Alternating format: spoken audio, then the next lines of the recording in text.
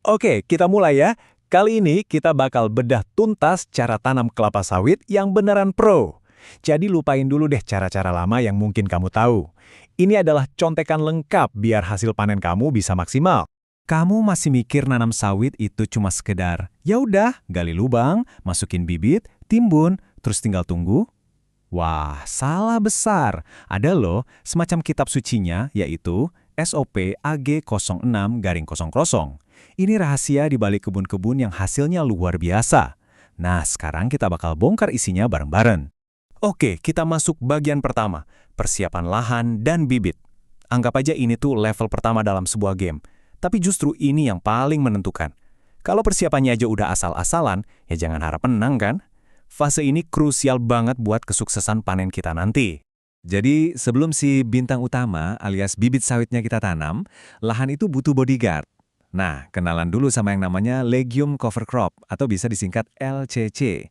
Mereka ini tim pendukung yang tugasnya melindungi dan ngasih nutrisi ke tanah, biar kondisinya prima banget pas bibit sawit masuk. Dari semua jenis LCC, ada satu nih yang jadi MVP-nya, alias pemain terbaiknya, Mucuna bracteata. Kenapa dia?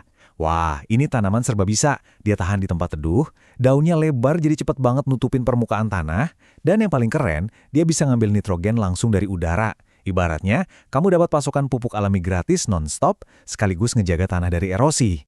Jadi misinya jelas ya. Sebelum bibit sawit ditanam, minimal 80% permukaan lahan itu wajib hukumnya udah tertutup rapat sama si mucuna ini. Angka ini nggak bisa ditawar. Anggap aja ini checkpoint pertama yang harus kamu lewati.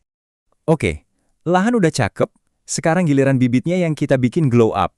Ada dua langkah simple. Pertama, pangkas daunnya sampai membentuk kerucut sekitar 30-45 derajat. Tujuannya, biar energinya fokus buat tumbuh ke atas, bukan ke samping. Kedua, sekitar 2 minggu sebelum tanam, puter-puterin polybag-nya.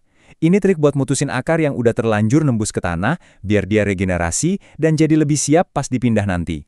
Alright, kita masuk bagian 2. Di sini ada aturan emasnya. Sesuatu yang kelihatannya sepele, tapi dampaknya luar biasa. Apa itu? Bikin lobang tanam. Eits, tapi ini bukan sebarang lobang. Ada mantranya. Nah, ini dia, mantranya. 60 kali 60 kali 60 cm. Wajib ingat. Panjangnya 60, lebarnya 60, dalamnya juga 60 cm. Kenapa harus presisi segitu? Simple, biar si akar nanti punya kamar yang luas dan nyaman buat tumbuh kembang di masa-masa awalnya. Dan yang gak kalah penting itu soal timing. Lubang ini harus sudah jadi jauh-jauh hari. Minimal banget 2 minggu, tapi idealnya sebulan sebelum tanam. Gak ada ceritanya kerja sistem kebut semalam. Kenapa? Soalnya lubang itu butuh waktu buat bernapas, biar kondisi tanah di dalamnya jadi lebih bersahabat buat bibit baru nanti. Nah, pas lagi gali lubang, ada satu hukum yang pantang dilanggar, pisahkan tanahnya. Gini, tanah galian paling atas itu namanya topsoil. Ini superfoodnya, isinya nutrisi semua. Taruh di satu sisi. Terus, tanah galian yang lebih dalam itu namanya subsoil. Taruh di sisi yang lain. Ingat ya, jangan pernah, sekali lagi, jangan pernah dicampur. Oke, semua persiapan udah beres. Lahan siap, bibit siap, lubang juga udah oke. Sekarang, saatnya tanam. Bagian 3 ini adalah momen puncaknya, di mana semua kerja keras kita sebelumnya akan diuji. Tadi kan kita udah heboh misahin topsoil ya. Kenapa sih seribet itu? Nah, ini dia penjelasan ilmiahnya. Topsoil itu ibaratnya lapisan tanah paling premium. Isinya paket komplit, unsur hara, mikroorganisme baik, plus paling banyak rongga udara. Ini modal awal terbaik buat si bibit. Oke, ini dia urutan mainnya, perhatiin baik-baik. 1. Buka polybag-nya pelan-pelan, jangan sampai gumpalan tanahnya pecah. 2. Masukin bibitnya, posisinya harus tegak lurus persis di tengah lubang. 3. Ini yang paling penting, timbun lagi pakai topsoil duluan. Ya, tanah superfood yang tadi kita pisahin itu. Baru kalau udah, langkah terakhir, padatkan tanah di sekelilingnya biar bibitnya berdiri kokoh. Apa udah selesai? Belum.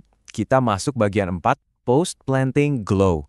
Anggap aja semua langkah tadi tuh kayak kita lagi bangun fondasi rumah. Kalau fondasinya kuat dari awal, ya rumahnya juga bakal kokoh sampai nanti kan? Jadi kesimpulannya sederhana banget. Ngikutin setiap detail di SOP ini, mulai dari si mucuna, aturan 60 kali 60 kali 60, sampai misahin topsoil, itu bukan cuma soal ikut-ikutan aturan. Bukan. Ini tuh beneran investasi. Investasi biar nanti pas panen, hasilnya beneran memuaskan.